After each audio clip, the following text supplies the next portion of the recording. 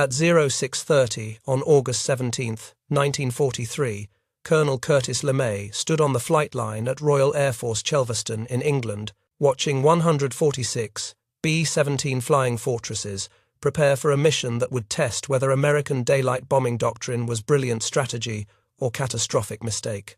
The target was Regensburg, Germany, 430 miles into occupied Europe, beyond the range of any fighter escort. The Luftwaffe would have the bombers to themselves for hours. British officers who had watched their own daylight bombing attempts collapse in 1940 knew what was coming. They said nothing. The Americans were about to learn a lesson written in blood. LeMay was 36 years old. He had been commanding the 305th Bomb Group since October 1942. In the past 3 months, the 8th Air Force had lost over 200 heavy bombers over Europe. Most were shot down during daylight raids, when German fighters could see them clearly, could set up perfect intercept angles, could take their time lining up shots. The British had tried daylight bombing in 1939 and 1940. The lessons were written in blood. On December 14, 1939, 24 Wellington bombers attacked German naval vessels near Wilhelmshaven in broad daylight. 12 were shot down.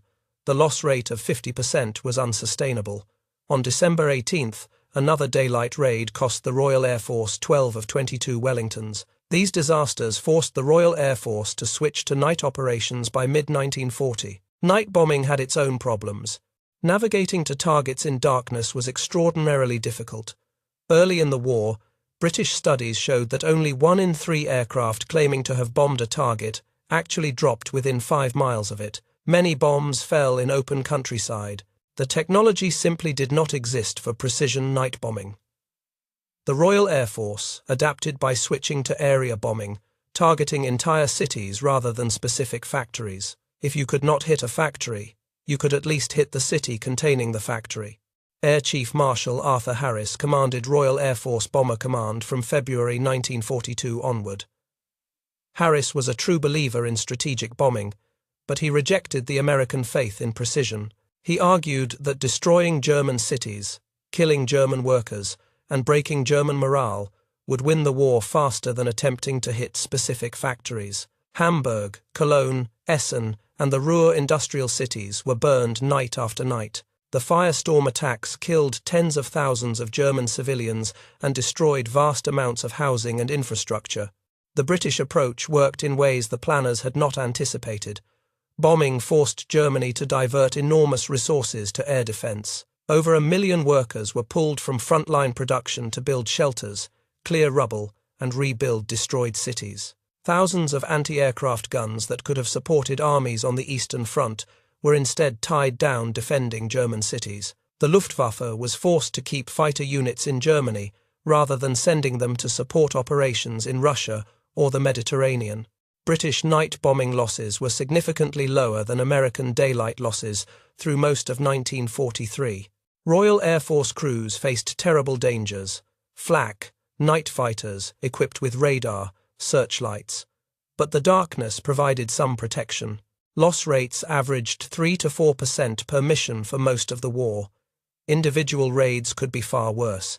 The attack on Nuremberg on March 30th, 1944 cost 95 bombers from a force of 795 aircraft, a 12% loss rate that shocked Bomber Command. The Americans studied British methods carefully but rejected them.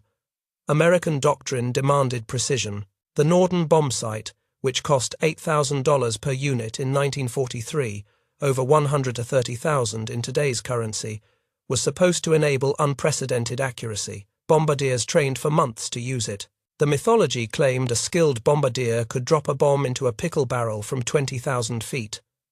The reality was far more modest. In actual combat conditions, with clouds, extreme cold, fighter attacks, and evasive maneuvering, only about 1/3 of bombs dropped from high altitude landed within 1,000 feet of the aiming point. Many missed by miles. But this was still far more accurate than night area bombing. The fundamental disagreement came down to philosophy. The British had learned from painful experience that bombers could not survive over Germany in daylight without fighter escort, and no fighter in 1942 had the range to escort bombers deep into Germany. Therefore, bomb at night. The Americans believed their bombers were tough enough, their formations tight enough, their gunners skilled enough to fight through German defences in daylight. They believed precision targeting was worth the cost. Both sides had evidence supporting their positions, and both sides were partially correct. But the Americans refused to abandon their doctrine despite British warnings. American strategists believed daylight precision bombing was the only way to achieve decisive results.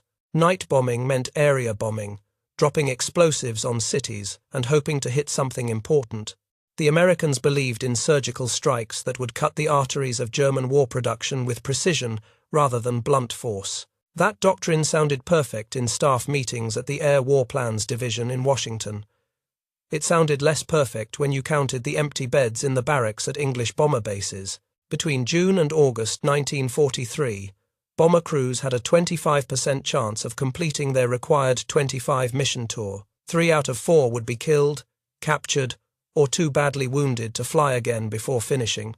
The missions told the same story. German fighters were everywhere. Messerschmitt 109s and Focke-Wulf 190s came in waves, attacking from the sun, from below, from head-on. They fired from 800 yards out where American gunners could barely reach them, then broke away before the formation could concentrate fire.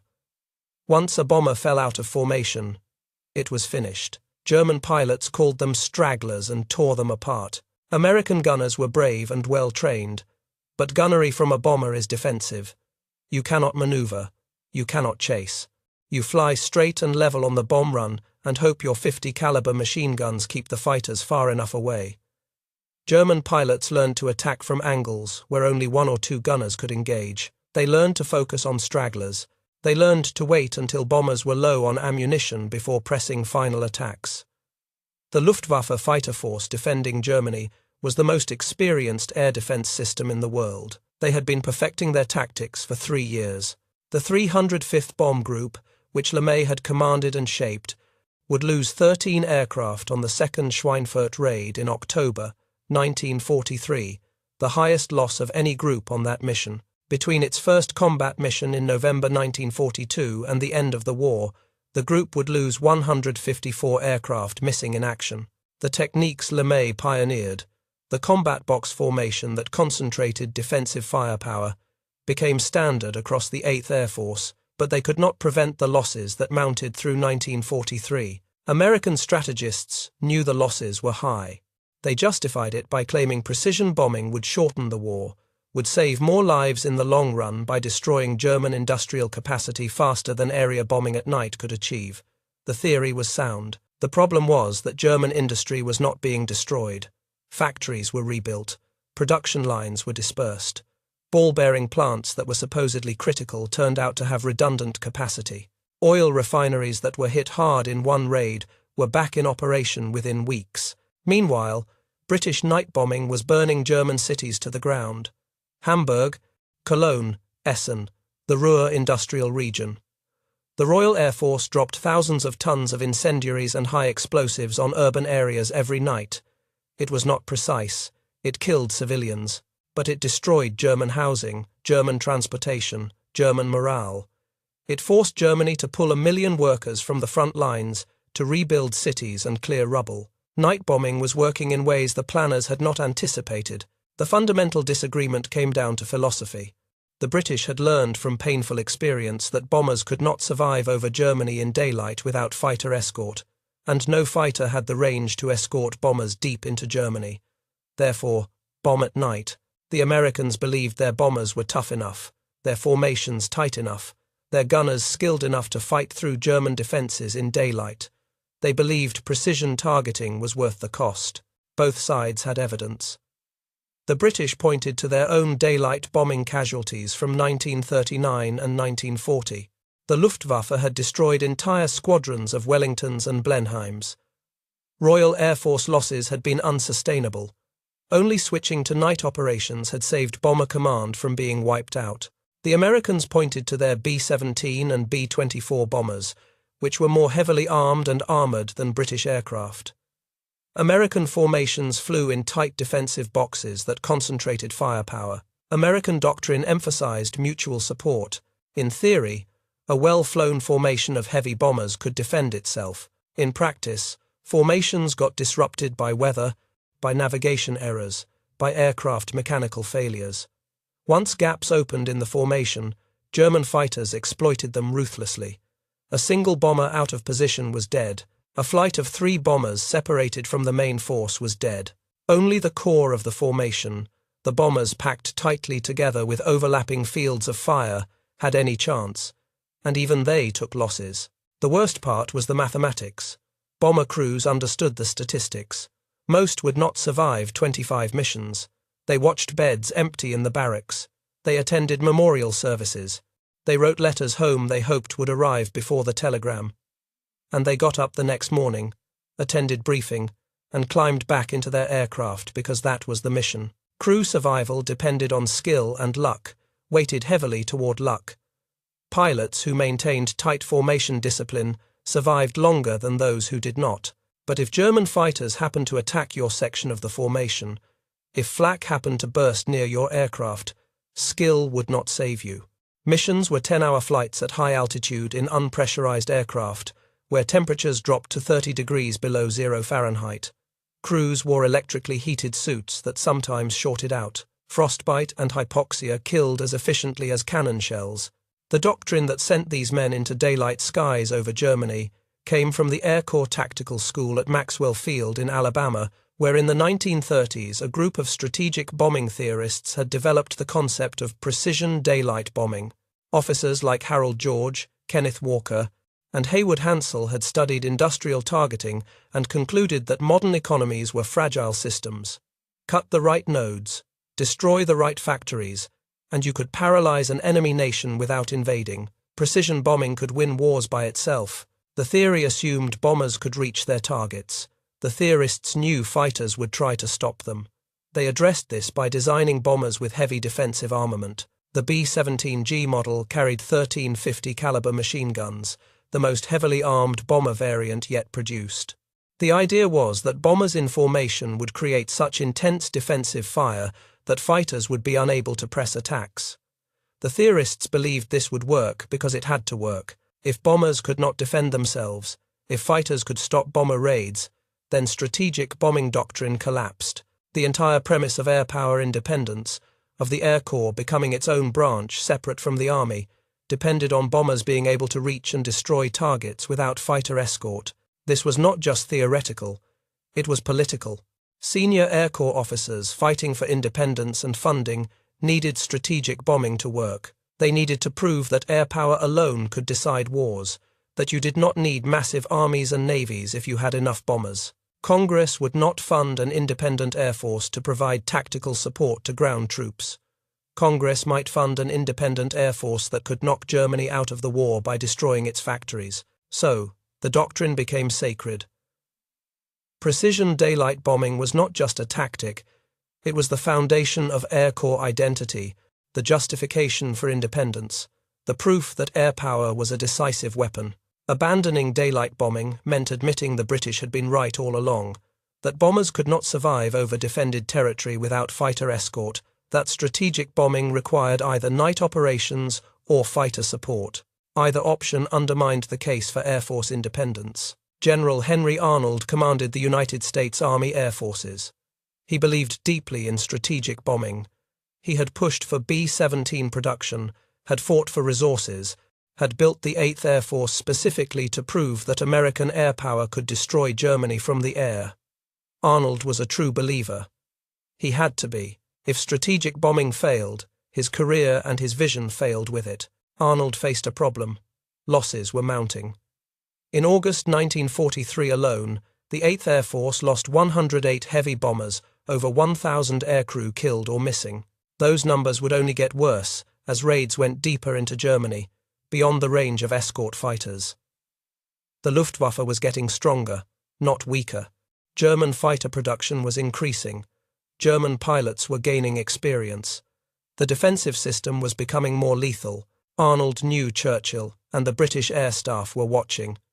Churchill had been skeptical of American daylight bombing from the start. He had offered the Americans bases in England and had provided support, but he had made it clear he thought daylight operations were doomed to fail, just as British daylight operations had failed. Churchill was waiting for the Americans to admit defeat and switch to night bombing under Royal Air Force control. The confrontation came at the Casablanca Conference in mid-January 1943. Churchill, Roosevelt, and their military staffs met in Morocco from January 14th through January 24th to plan Allied strategy. One topic was strategic bombing. Churchill argued forcefully that the Americans should abandon daylight operations and join the Royal Air Force in night bombing. He presented statistics on British losses from 1939 and 1940. He showed that night bombing had reduced casualties dramatically. He argued that combined Allied bomber forces attacking at night could overwhelm German defences and destroy German cities faster than separate operations. Churchill was persuasive. He was also right about the casualty numbers. British night bombing losses were running at about 3 to 4% per mission. American daylight losses were running at 6 to 8% per mission, and on some deep penetration raids, losses hit 15%. The mathematics were brutal. At 15% losses, a bomber group would be wiped out in 7 missions. At 6%, crews had maybe a 50-50 chance of surviving 25 missions. At 3%, most crews would complete their tours. Roosevelt listened. So did General Arnold. The pressure to switch to night bombing was immense. The British had years of experience. The numbers supported their case. American bomber crews were dying at rates that would deplete the 8th Air Force within months if losses continued. Switching to night operations would save American lives, would increase the tonnage of bombs dropped on Germany, would allow combined planning and operations. Arnold knew all of this. He also knew that switching to night bombing would end. The doctrine of precision daylight bombing would validate British methods, would undermine the case for Air Force independence. He needed someone to make the case for continuing daylight operations. He needed arguments that could convince Roosevelt and counter Churchill. He sent for Brigadier General Ira Eaker. Eaker commanded the 8th Air Force bomber operations in England. He had been flying combat missions himself to understand what his crews faced. Eaker was 47 years old, a pilot since 1918, a true believer in strategic bombing. Arnold gave him 24 hours to prepare arguments for keeping daylight bombing. Eaker's presentation at Casablanca would determine the future of American air strategy. Eaker worked through the night of January 19, 1943, preparing his arguments. He knew the odds were against him. Churchill was one of the greatest orators of the 20th century, a master of persuasion. The British case was built on hard evidence, actual combat experience, undeniable casualty statistics. American losses in recent months had been horrific, but Eaker believed daylight precision bombing could work if given time, resources, and most critically, long-range fighter escorts that were already in development. Eaker prepared a one-page memorandum. He understood that neither Roosevelt nor Churchill would sit through lengthy technical presentations. He needed arguments that were clear, compelling, and addressed Churchill's concerns directly. The document he created would become one of the most important pieces of paper in air power history, determining the course of the bombing campaign and potentially affecting the outcome of the war. His first argument addressed the practical realities of switching strategies. American crews were trained for daylight bombing. Their aircraft were designed for daylight bombing. The Norden bomb site only worked in daylight. Converting to British night bombing methods would require retraining thousands of pilots, bombardiers, and navigators. It would require months of preparation. During that transition period, the bombing of Germany would nearly cease. Every month of delay gave German industry time to produce more fighters, more tanks, more submarines. The war would last longer. More Allied soldiers would die. Switching to night operations was not a simple matter of changing tactics. It would paralyze American bombing efforts for the better part of a year. His second argument was strategic and elegant in its simplicity. If Americans bombed by day and British bombed by night, Germany would face attack around the clock. German workers would spend half their time in shelters instead of factories. German fighters would have to defend day and night, exhausting pilots and spreading defenses thin. German anti-aircraft crews would get no rest. The combined pressure of continuous bombardment would break German industrial capacity faster than night raids alone could achieve. This argument particularly appealed to Churchill, who appreciated military strategies that stretched enemy resources. His third argument addressed the core issue of survivability. American bombers were more heavily armed and armored than British bombers. The B-17 and B-24 carried more guns and could take more damage than Wellingtons or Lancasters. American combat box formations concentrated defensive firepower in ways the British had never attempted. With proper tactics, sufficient numbers, and tight formation discipline, American bombers could survive daylight operations long enough for the next critical development. That development was long-range escort fighters. Eaker revealed that both American and British engineers were working on drop tank technology that would extend fighter range. New fighter designs were in development and testing. The P-51 Mustang, equipped with a British Merlin engine, showed exceptional promise. Within 6 to 12 months, possibly sooner, escort fighters would be able to accompany bombers all the way to targets deep in Germany and back. At that point, daylight bombing would become far more survivable. German fighters would have to fight through American fighters to reach the bombers. The balance would shift decisively. Eaker's final argument concerned precision versus area bombing. He acknowledged that Royal Air Force night bombing destroyed German cities and killed German workers, but only precision daylight bombing could destroy the specific industrial nodes that were true bottlenecks in German war production: ball-bearing factories, aircraft plants, synthetic oil refineries.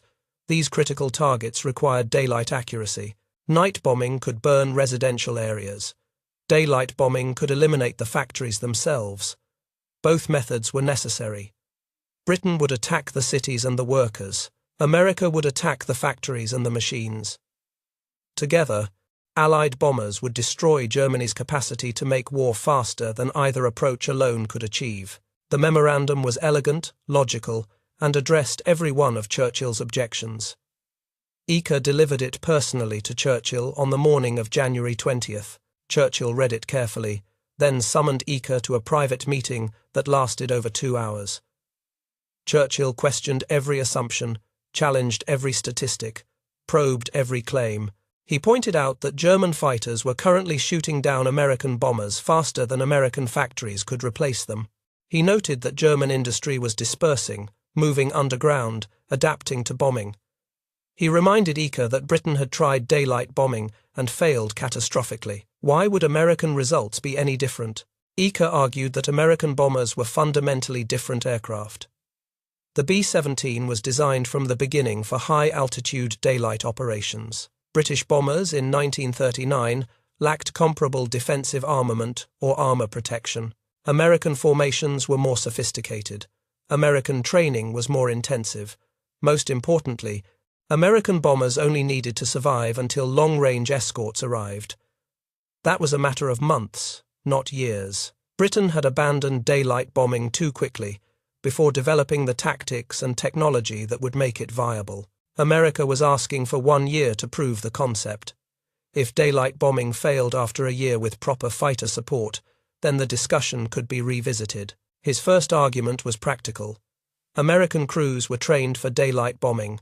Switching to night operations would require retraining thousands of pilots, bombardiers, and navigators. The Norden bomb site was designed for daylight use. Converting to British night bombing methods would take months and would reduce bombing effectiveness during the transition. Time mattered. Every month, Germany remained unbombed, gave German industry time to produce more tanks, more fighters, more submarines. His second argument was strategic. If Americans bombed by day and British bombed by night, Germany would be under attack around the clock. This would force German workers into shelters constantly, would disrupt production more than attacks concentrated in night hours only. Combined operations would stretch German defences, would wear down the Luftwaffe, would give Germany no respite. His third argument was tactical. American bombers were designed for daylight operations. They were more heavily armed and armoured than British bombers. American formations provided mutual defensive fire. With proper tactics and sufficient numbers, American bombers could survive daylight operations until long-range escort fighters became available. British scientists were working on drop tanks that would extend fighter range. American aircraft manufacturers were developing new fighter designs. The P-51 Mustang was in testing. In 6 to 12 months, Escort fighters would be able to accompany bombers all the way to targets in Germany. At that point, daylight bombing would become far more survivable. Eaker's fourth argument was about precision. He acknowledged that night bombing destroyed German cities, but he argued that daylight bombing destroyed specific industrial targets, ball-bearing factories, aircraft plants, oil refineries. These were the nodes that would cripple German war production. Night bombing could burn housing and kill workers, but only precision daylight bombing could destroy the factories themselves. Both methods were necessary. Britain would attack the cities, America would attack the factories. Together they would destroy Germany's ability to make war. The memo was 283 words. Eaker hand-delivered it to Churchill on the morning of January 20th. Churchill read it. Then he called Eaker into a private meeting. For 2 hours, Churchill questioned every assumption, every statistic, every claim. He pointed out that German fighters were shooting down American bombers faster than America could replace them. He noted that German industry was dispersing, that factories were being moved underground, that precision bombing was hitting targets that could be rebuilt. He reminded Eaker that Britain had tried daylight bombing and failed. Why would American results be different? Eaker argued that American bombers were tougher, that American formations were better organized, that American bombing accuracy was superior. He conceded that current losses were high but insisted they would decrease as tactics improved and escort fighters arrived. He acknowledged British experience, but pointed out that British bombers in 1939 lacked the defensive armament of American B-17s. He promised that if given 1 year, the 8th Air Force would prove daylight precision bombing could work. Churchill was not convinced, but he was impressed by Eaker's conviction. More importantly, Churchill understood political realities. Roosevelt supported daylight bombing. American public opinion expected American bombers to fight in daylight, to prove American methods were superior to British methods. Forcing Americans to adopt British tactics would create friction in the alliance. Churchill valued Allied unity more than tactical doctrine. If the Americans wanted to bomb by day and accept higher casualties, that was their choice. Churchill agreed to support continued American daylight operations. He secured Roosevelt's commitment to around-the-clock bombing, the combined bomber offensive. Americans would bomb by day, British would bomb by night. Both air forces would coordinate targets and timing to maximize pressure on Germany. The agreement was formalized in the Casablanca Directive issued February 4, 1943.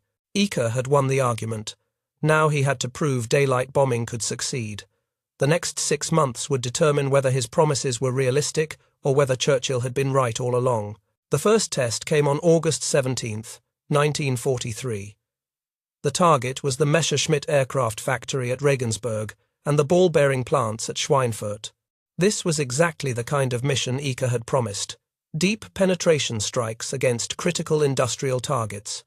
Regensburg produced roughly 1/3 of Germany's Messerschmitt 109 fighters. Schweinfurt produced over half of Germany's ball bearings. Destroying both would cripple German fighter production and affect every tank, truck, and aircraft Germany built.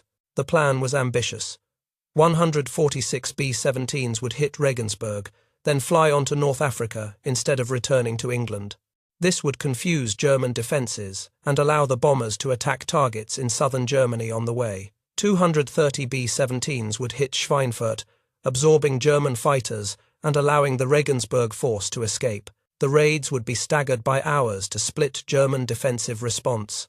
Weather delayed the Schweinfurt force. The raids were no longer staggered. Both forces flew into the same German fighter defense system within an hour of each other. The Luftwaffe had time to refuel and rearm between attacks. German fighters hit the bombers in waves all the way from the Belgian coast to the targets and back. The fighting lasted for hours. 60 B-17s were shot down. 600 men killed, captured, or missing. Dozens more bombers were so badly damaged they never flew again. The loss rate was over 18%. At that rate, a crew would last 6 missions on average.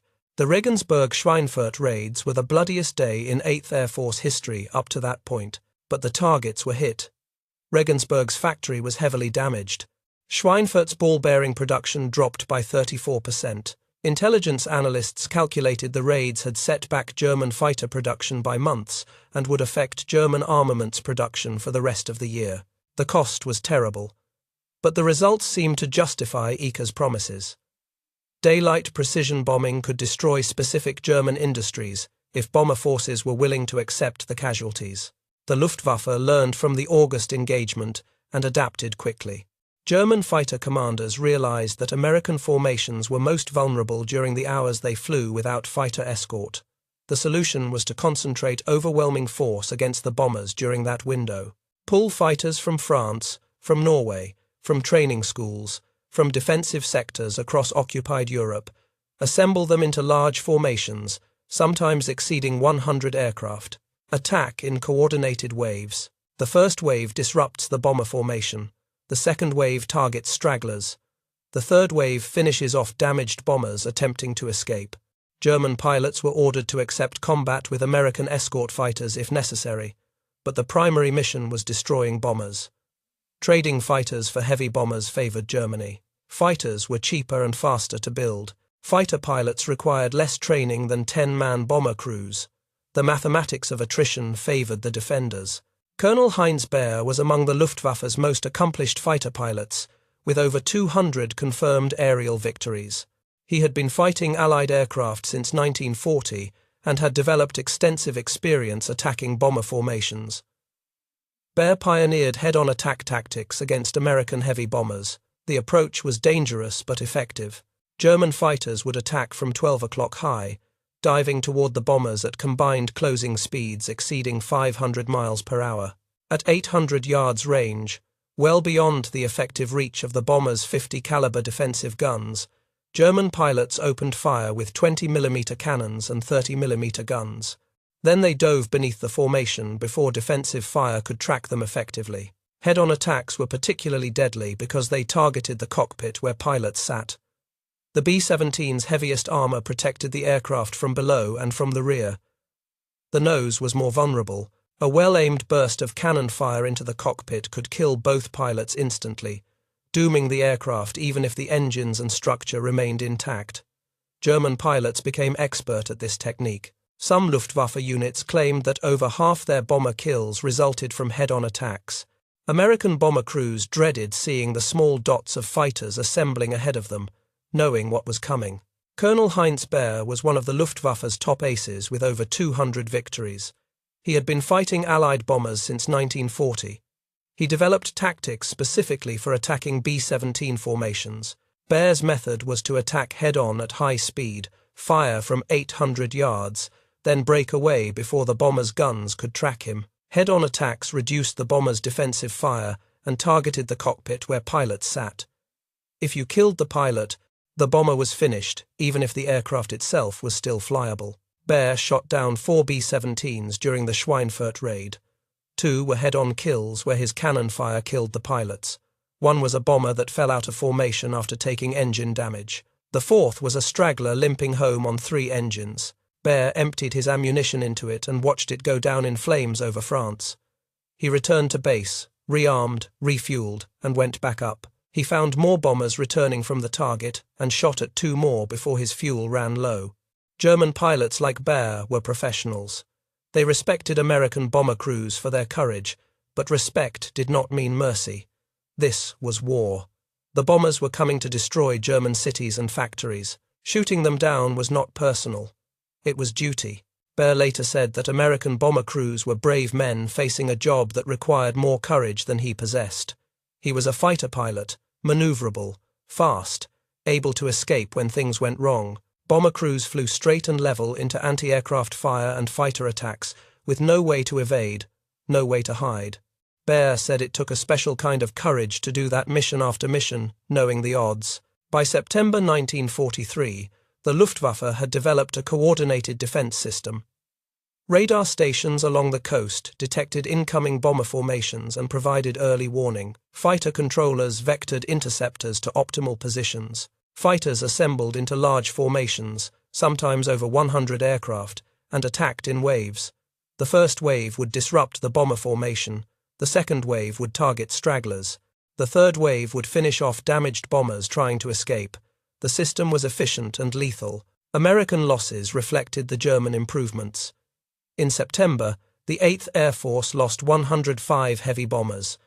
In October, the numbers got worse. On October 8th, a raid on Bremen cost 30 bombers. On October 10th, a raid on Munster cost 30 more. Then came Black Thursday, October 14th, 1943. The target was Schweinfurt again.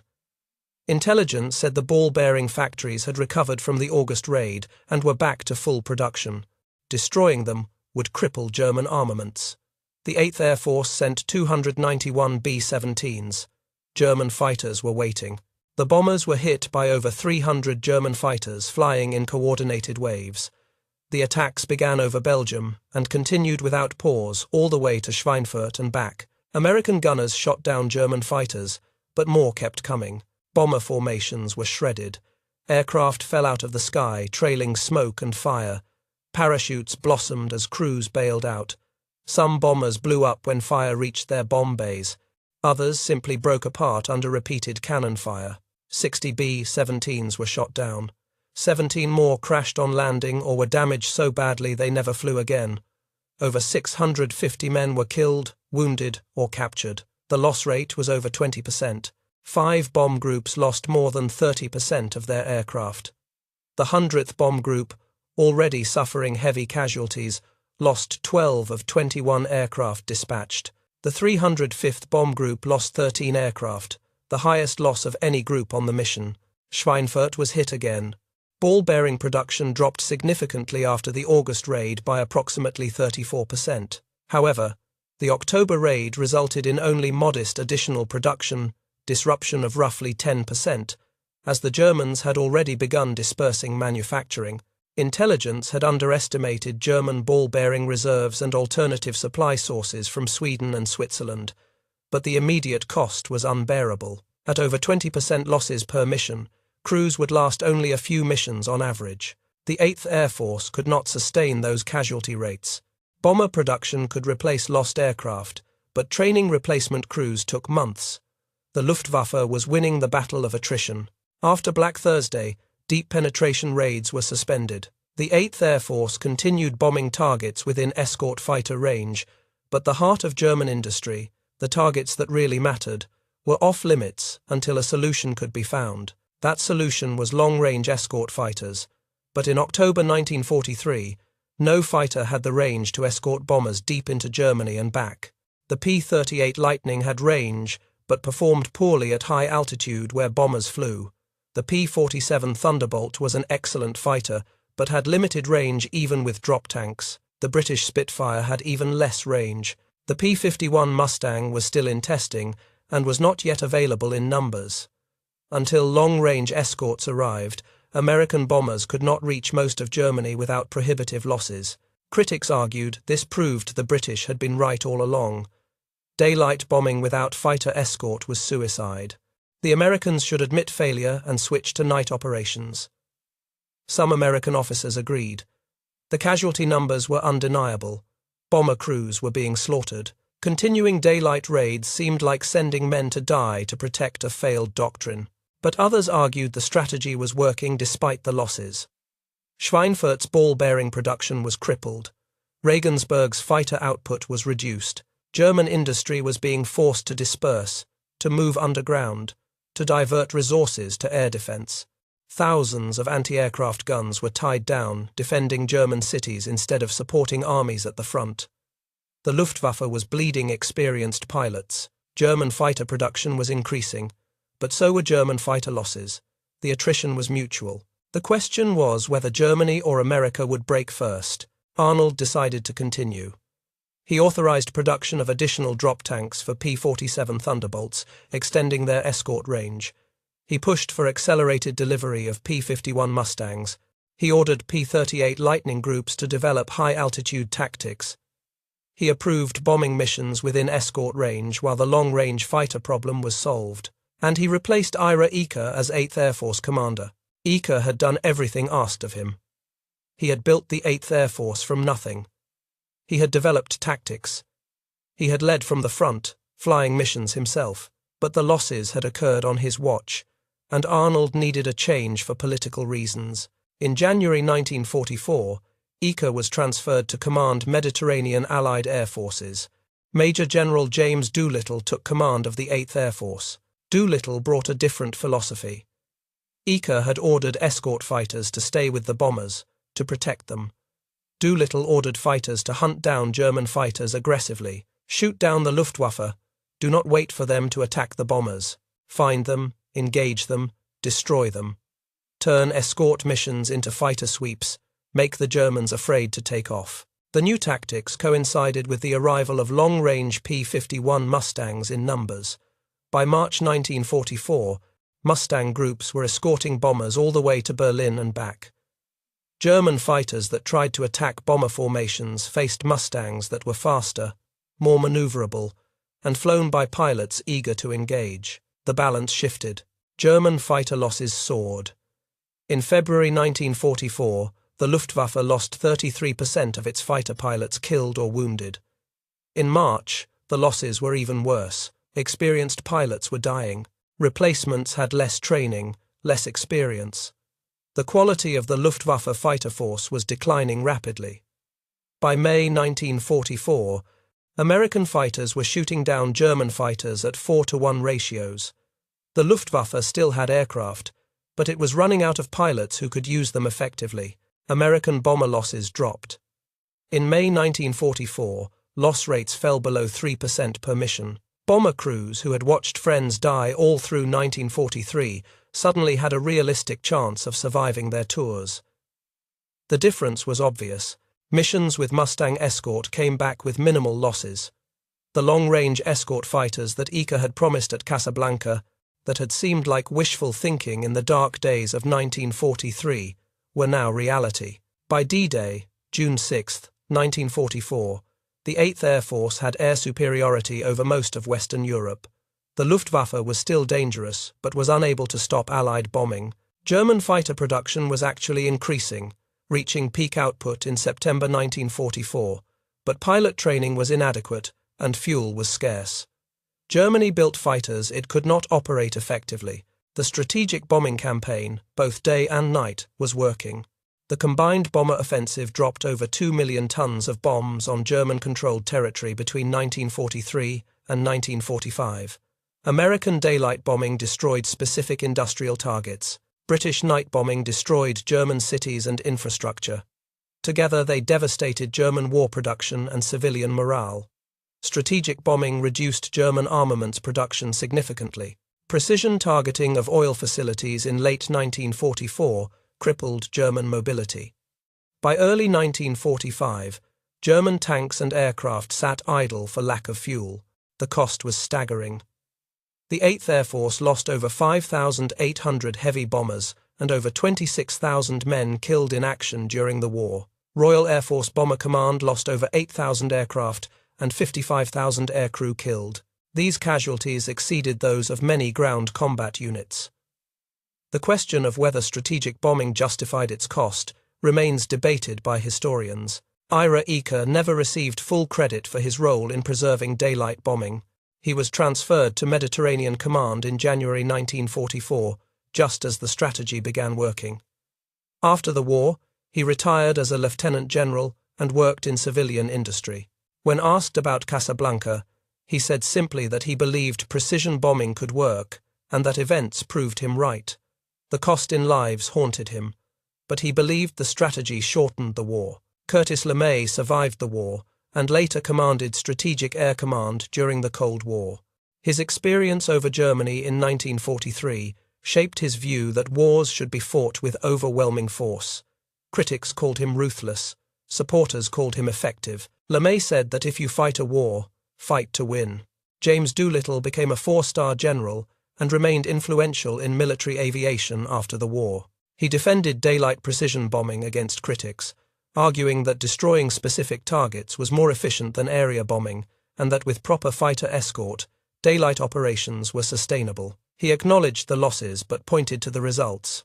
Germany's industrial base destroyed, the Luftwaffe defeated, the war shortened. Henry Arnold achieved his goal. The United States Army Air Forces became the United States Air Force in 1947, independent of the Army. Strategic bombing doctrine was vindicated. The Air Force became the guardian of America's nuclear deterrent. Arnold died in 1950, having seen his vision realized. The bomber crews who flew the missions received little public recognition beyond their medals. Most went home, resumed civilian lives, and rarely spoke about the war.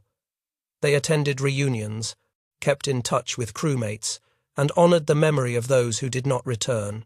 The memorial at Cambridge American Cemetery in England lists the names of over 5,000 American airmen killed over Europe, with no known graves. Most were bomber crew members shot down over Germany, their aircraft falling into forests or fields or crashing into the sea. Their families received telegrams saying, "Missing in action, presumed dead." Some bodies were eventually found and identified. Most were never recovered. That memorial stands as testament to the cost of proving daylight bombing could work. The men who flew into German skies, mission after mission, knowing the statistics, doing it anyway because the mission required it.